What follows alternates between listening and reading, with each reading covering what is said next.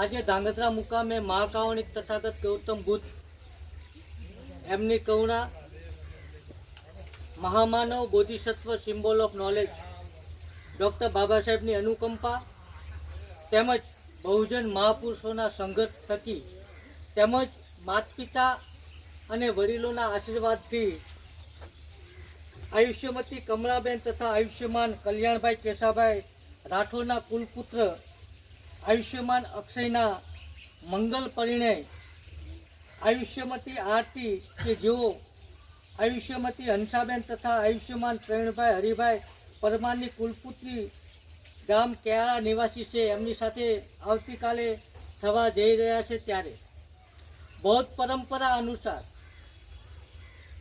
મંગલ પરિણયના આગલા દિવસે પરિતપાઠ કરવામાં આવે છે. તો અહીં પરિતપાઠમાં ઉપસ્થિત રાઠોડ પરિવારના તમામે તમામ કુટુંબીજનો, સગાઓ, સ્નેહીઓ અને મિત્રો આપ સૌને મૈત્રીપૂર્ણ હૃદયે જય ભીમ નમો બુદ્ધાય કહી અને આપણે પરિતપાઠની શરૂઆત કરશું. તો સૌ પ્રથમ હું આયુષ્યમાન અક્ષયભાઈ તેમજ તેમના મમ્મી પપ્પાને વિનંતી કરું કે તેઓ આવી મહાકાવણિક તથાગત ગૌતમ બુદ્ધના બુદ્ધરૂપને સામે મીણબત્તી પેટાવશે. ડૉક્ટર બાબા સાહેબના છે મૂર્તિ, એમની ઉપર ફૂલહાર કરશે, તેમજ અગરબત્તી અને પુષ્પ અર્પણ કરી અને આપણે કાર્યક્રમની શરૂઆત કરશું. તો હું વિનંતી કરું છું અક્ષયભાઈ, તેમના મમ્મી પપ્પા, કુટુંબીજનો કિશનભાઈ અને કીર્તિભાઈને પણ કે તેઓ પણ આવે. સૌને મૈત્રીપૂર્ણ હૃદય જય ભીમ નમો બુદ્ધાય. આયુષ્યમાન અક્ષય કુમાર એમના પરિતપાઠમાં આપણે મહાકાવણિક તથાગત ગૌતમ બુદ્ધ એમના બુદ્ધરૂપને પુષ્પ અર્પણ કર્યા, મહામાનવ બોધિસત્વ સિમ્બોલ ઓફ નોલેજ ડૉક્ટર બાબા સાહેબને ફુલહાર અર્પણ કર્યા, તેમજ મીણબત્તી પેટાવી. તો હવે આપ સૌને નમ્ર વિનંતી કે બંને હાથ જોડી આંખો બંધ કરી જે લોકોને ત્રિશણ પંચીલ આવડતા હોય એ મારી સાથે બોલશે, અન્યથા મૌન રહેશે. તો આપ સૌને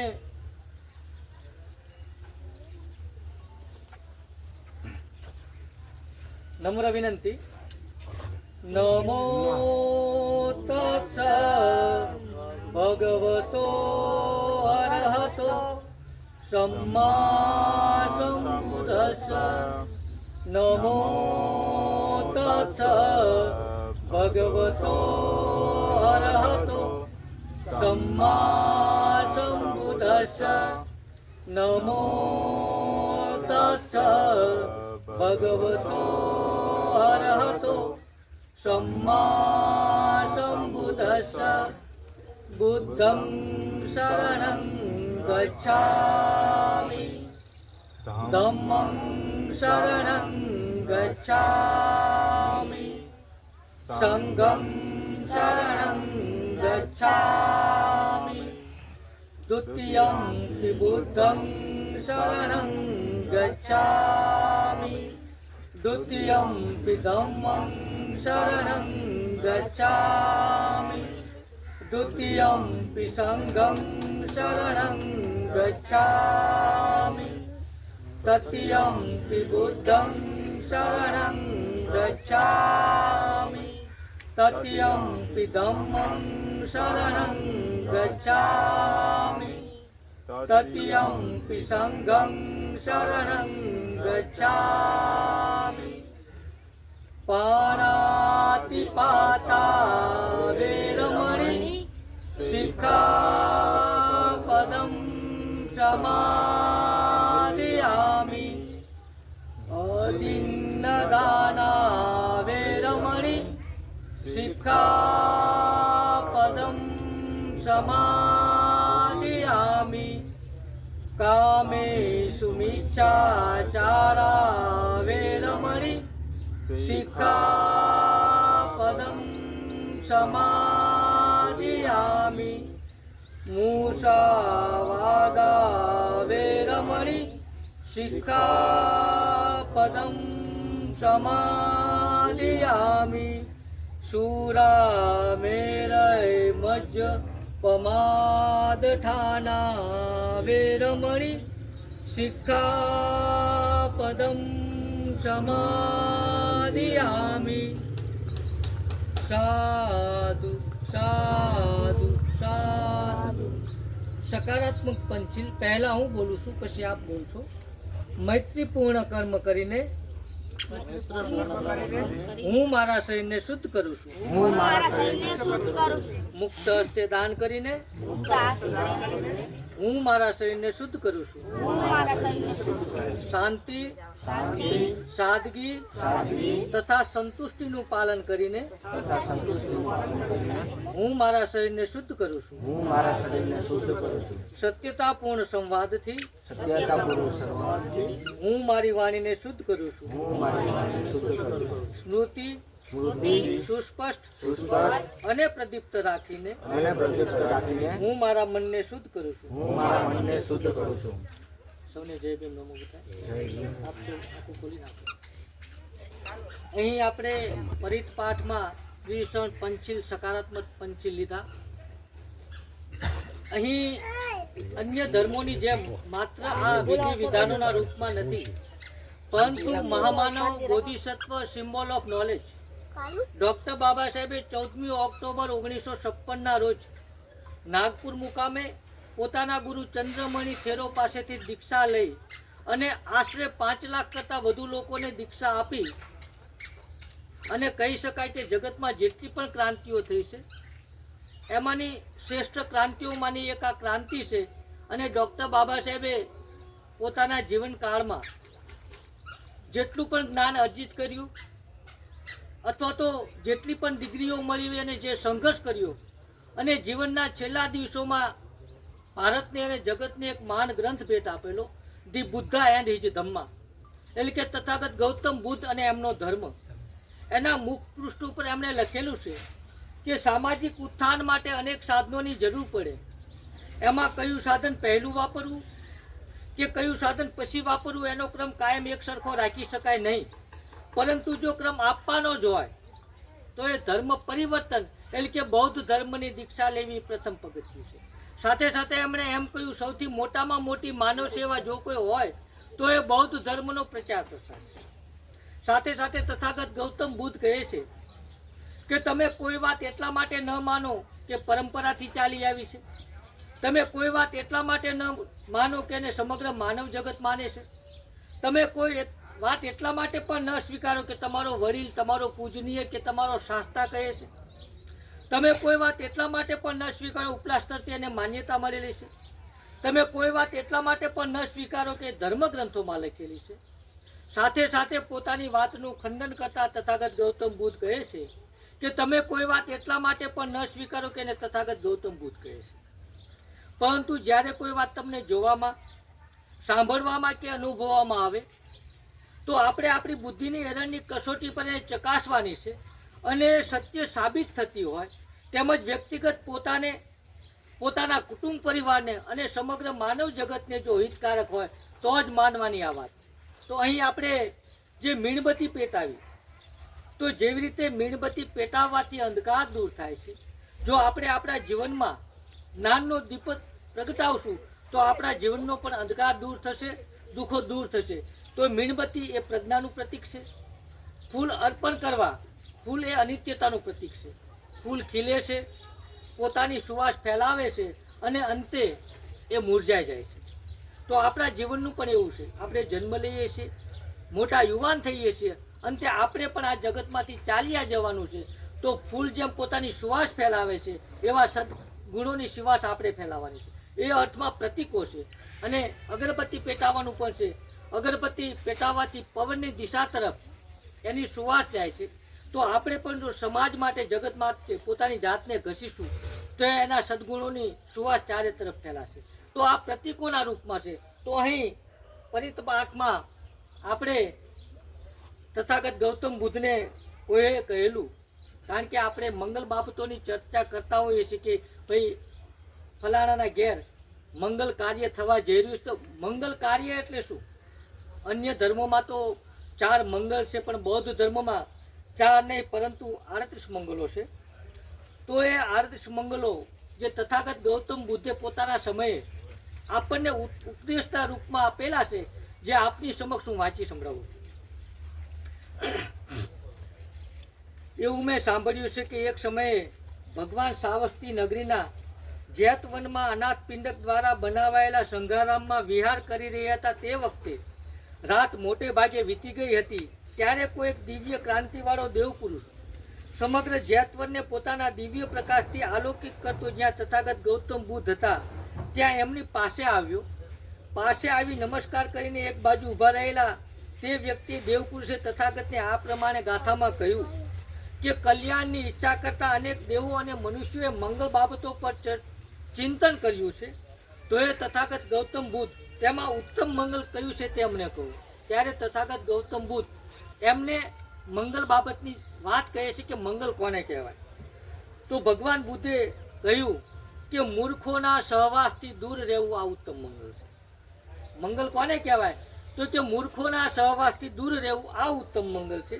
સુજ્ઞજનોની સંગત કરવી, પ્રજ્ઞાવાન પુરુષો, ડાયા ગુણીજન વ્યક્તિઓની સંગત કરવી આ ઉત્તમ મંગળ છે. અને પૂજ્યજનોની પૂજા કરવી આ ઉત્તમ મંગળ છે. અહીં પૂજાનો મતલબ એ થાય છે કે એના ગુણોને ગ્રહણ કરવા. આપણા આદર્શોએ જે આપણને માર્ગ ચીંધોલે છે એ માર્ગ પર ચાલવાથી જ આપણા જીવનનું કલ્યાણ થશે. તો એ અર્થમાં પૂજા છે. પછી આગળ કહે છે કે અનુકૂળ પ્રદેશમાં વસવું, પુણ્યનો સંચય કરવો અને સન્માર્ગમાં મન દ્રઢ રાખવું આ ઉત્તમ મંગળ છે. 2500 વર્ષ પહેલા જે તથાગત ગૌતમ બુદ્ધે વાત કરેલી એ જ વાત ડૉક્ટર બાબા સાહેબે કીધું સ્થળાંતર કરો. પછી આગળ કહે છે કે અનેક વિદ્યાઓ સંપાદન કરવી, કલાઓમાં નિપુણ થવું, વિનયમાં સુંદર તાલીમ મેળવી અને સમુચિત વાણી રાખવી આ ઉત્તમ મંગળ છે. તો આ તમામે તમામ બાબત તથાગત ગૌતમ બુદ્ધે જે કહેલી છે એને એક વાક્યમાં ડૉક્ટર બાબા સાહેબ કહે છે કે શિક્ષિત બનો. તો બાબા સાહેબ અને બુદ્ધની વાત સમય પ્રમાણે આપણને એક જ લાગે છે જે આપણા જીવનના વિકાસ માટે. પછી આગળ કહે છે કે ઉત્તમ મંગળ કોને કહેવાય? તો કહી શકાય કે માત પિતાની સેવા કરવી.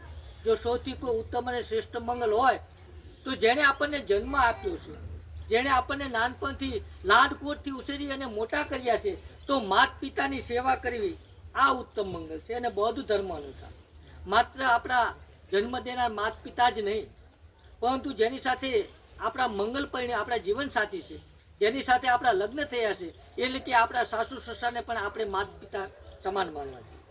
પછી આગળ કહે છે કે સ્ત્રી બાળકોની સંભાળ રાખવી, અસ્તવ્યસ્ત કામો ન કરવા આ ઉત્તમ મંગળ છે. પછી કહે છે કે દાન આપવું, ધર્મ અનુસાર આચરણ કરવું અને સગાઓને સહાય કરવી, તેમજ વર્જિત આજીવિકા ન કમાવી આ ઉત્તમ મંગળ છે. બની શકે કે આપણી પાસે સારો સમય હોય તો સગાવાલા કોઈ દુઃખી થતા હોય તો એને મદદ કરવી, આને ઉત્તમ મંગળ કહેવાય. પછી આગળ કહે છે કે વર્જિત આજીવિકા ન કમાવી, મતલબ કે એવો કોઈ આજીવિકા આપણે ન કમાવી જોઈએ જેનાથી આપણા વ્યક્તિગત પોતાને અને પોતાના કુટુંબ પરિવારને કોઈ મુશ્કેલી આવી પડે. પછી આગળ કહે છે કે તપ, તન અને મનથી પાપોનો ત્યાગ કરવો, મદ્યાથી નશાથી દૂર રહેવું અને ધર્મ કાર્યોમાં પ્રમાદ રહિત રહેવું આ ઉત્તમ મંગળ છે. પછી આગળ કહે છે કે આદરભાવ કેળવવો, નમ્રતા રાખવી, સંતોષી બનવું, કૃતજ્ઞ થવું અને વખતો વખત સદધર્મ શ્રવણ કરવું આ ઉત્તમ મંગળ છે. પછી તથાગત ગૌતમ બુદ્ધ કહે છે કે ક્ષમાશીલ બનવું. બની શકે આપણા નજીકના કોઈ વ્યક્તિઓની ભૂલ થાય તો એમને માફ કરી દેવા જોઈએ. મૈત્રીપૂર્ણ વચન બોલવા, શ્રમણોના દર્શન કરવા અને સમયાંતરે ધર્મ ચર્ચા કરવી આ ઉત્તમ મંગળ છે. પછી આગળ કહે છે કે તપ, ધ્યાન, સાધના કરવા, બ્રહ્મચર્ય એટલે કે મૈત્રી, કરુણા, મુદિતા અને ઉપેક્ષાનું પાલન કરવું, આર્ય સત્યનું દર્શન કરવું અને નિર્વાણનો સાક્ષાત કરવો આ ઉત્તમ મંગળ છે. તો અહીં બૌદ્ધ ધર્મ અનુસાર બ્રહ્મચર્ય એટલે કે મૈત્રી, કરુણા, મુદિતા અને ઉપેક્ષા. પ્લીઝ કોઈ વાતું નહીં કરે. બ્રહ્મચર્યનો મતલબ થાય છે કે મૈત્રી, કરુણા, મુદિતા અને ઉપેક્ષા. તો કે મૈત્રી એટલે શું? કે જે લાગણી, જે ભાવ, જે પ્રેમ, જે હેત, જે મમતા આપણને આપણા પોતાના સંતાનો ઉપર હોય, એ જ લાગણી, એ જ મમતા, એ જ હેત, એ જ વહાલ જ્યારે જગતના તમામે તમામ માનવ જગત અને પ્રાણી જગત ઉપર ઉત્પન્ન થાય તો એને મૈત્રી કહી શકાય. પછી કે કરુણા એટલે શું?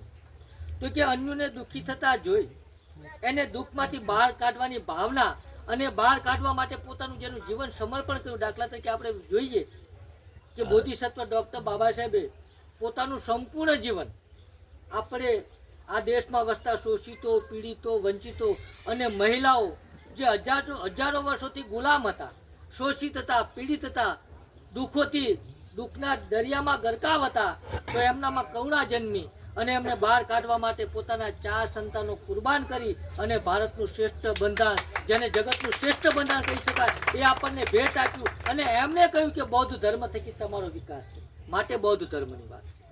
પછી મુદિતા અને ઉપેક્ષા, સુખ અને દુઃખ બંને પરિસ્થિતિમાં જેનું મન વિચલિત નથી થતું અને બીજાના સુખે સુખી અને બીજાના દુઃખે દુઃખી બની શકે કે ક્યારેક કોઈના દુઃખમાં આપણે સહભાગી બની પણ બીજાનું સુખ આપણે જોઈ નથી શકતા. તો એ ઈર્ષાભાવ કાઢવાની જે વૃત્તિ છે તો એને કહી શકાય કે બ્રહ્મચર્યનું પાલન કર્યું. પછી આગળ કહે છે કે આર્ય સત્યનું દર્શન કરવું તેમજ નિર્વાણનો સાક્ષાત કરવો, આ ઉત્તમ મંગળ છે. પછી કહે કે લાભ હાનિ, યશ અપયશ, નિંદા પ્રશંસા અને સુખ અને દુઃખ એમ 8 પ્રકારના લોક સ્વભાવની સાથે પ્રસંગ આવતા જેનું ચિત્ત અસ્થિર થતું નથી પરંતુ શોક રહિત, નિર્મળ અને સુખરૂપ રહે છે, આ તેમનું ઉત્તમ મંગળ છે. તો આ રીતે તથાગત ગૌતમ બુદ્ધે આપણને જીવનમાં ઉત્તમ માનવ જીવન કઈ રીતે જીવી શકાય, આદર્શ માનવ તરીકેનું આપણું જીવન કેવું હોવું જોઈએ અને એના માટે આપણને આ આદર્શ મંગલો આપેલા છે. અહીં બેઠેલા પરિતપાઠમાં અક્ષય કુમાર માટે આ નથી લાગુ પડતું, એમના કુટુંબીજનો માટે જ આ નથી લાગુ પડતું, પરંતુ જ્યાં જ્યાં મારો અવાજ જાય છે અથવા તો જે લોકો આ સાંભળે છે અથવા તો વાંચે છે અને જીવનમાં આચરણમાં મૂકે છે તો એ જીવનમાં ક્યારેય પરાભવ પામતા નથી, તમામ જગ્યાએ કલ્યાણ મેળવે છે અને એમના જીવનનો વિકાસ થાય છે. તો આ અર્થમાં પરિતપાઠમાં આપણે ડૉક્ટર બાબા સાહેબે કહેલું કે જીવનમાં, કારણ કે પહેલાં જે ધર્મમાં હતા એ ધર્મ મુજબ આપણે વિધિ વિધાનો કરતા હતા, આપણને શિક્ષણથી વંચિત રાખ્યા એટલે આપણે આ જાણી ન શક્યા. એક એવો પીરિયડ આવેલો, એક એવો યુગ આવ્યો જેમાં આપણે માત્ર ગુલામ તરીકે જીવતા હતા, પશુ તરીકે જીવતા હતા અને પશુમાંથી માનવ તરીકેનો આપણને જન્મ આપનાર ડૉક્ટર બાબા સાહેબે જ્યારે આપણને વાત કરી હોય કે બૌદ્ધ ધર્મ થકી જીવનનો વિકાસ થશે, તો અહીં આ પરિતપાઠમાં રાઠોડ પરિવારે મને આમંત્રણ આપ્યું છે. તો હું કરુણા મૂર્તિ બુદ્ધવિહાર મોટા કેવાડિયા ચંદ્રપાલ બૌદ્ધ રાઠોડ પરિવારનો આભાર માનું છું. અને અહીં બુદ્ધ પૂજાનું પઠન કરશે કીર્તિભાઈ, તો આપણે સૌ શાંતિથી સાંભળીએ. હા તો બોલું, તમે બોલો, હું બોલું. ગંધ ગુણોપતે એતં કુસુમ સંતતિ પૂજયામિ મુનિદશ શ્રીપાદ સરોરુહે પૂજેમિ બુદ્ધં કુસુમેન નેન પૂયેન મે તેન લભામિ મોક્ષં ઉપમ મિલાયતિ યથા ઇદં વે કાયો તથા યાતિ વિનાશ ભાવમ ધનસારપદિતેન દીપેન તમગંચિના તિલોકદીપમ સંબુધમ પૂજયામિ તમોનુદમ સુગંધિકાય વદનમ અનંત ગુણગંધિના સુગંધિનાહં ગંધેન પૂજયામિ તથાગતમ બુદ્ધં ધમ્મં ચ સંઘં સુગતતનુભવા ધાતવો ધાતુ ગભે લંકાય જંબુદીપે તિદશ પુરવરે નાગલોકે ચતુપે સબે બુદ્ધસ્ય બિંબં સકલ દશ દિશે કેશલામોદિધાતુ વંદે સબેપી બુદ્ધં દશ બલતનુજં બોધિચેતિયં નમામિ વંદામિ ચેતિયં સબં સબઠાનેષુ પ્રતિષ્ઠિતં શારીરિક ધાતુ મહાબોધિ બુધરૂપમ સકલમ સદા. તો અહીં જે લોકો રાઠોડ પરિવારના બેઠેલા છે, એમના સગાઓ, સ્નેહીઓ, મિત્રો બેઠેલા છે, તો અહીં આપણે પરિતપાઠ એની પૂર્ણાહુતિ કરીએ છીએ. જતી વખતે જે લોકો બાકી હોય એ તથાગત ગૌતમ બુદ્ધ ડૉક્ટર બાબા સાહેબને ચરણકમલમાં પુષ્પ અર્પણ કરશે. ફરીવાર રાઠોડ પરિવારનો હું ચંદ્રપાલ બૌદ્ધ મૈત્રીપૂર્ણ હૃદય આભાર માનું છું. આપ સૌને મૈત્રીપૂર્ણ હૃદય જય અનુભાવેન સદા સુખી ભવન્તુ તે ભવતુ સબ મંગલમ રખંતુ સબ દેવતા સબ ધમ્માનુભાવેન સદા સુખી ભવન્તુ તે ભવતુ સબ મંગલમ રખંતુ સબ દેવતા સબ સંગાનુભાવેન સદા સુખી ભવન્તુ તે. તમારું મંગલ હો, તમારું કલ્યાણ. સાધુ સાધુ સાધુ.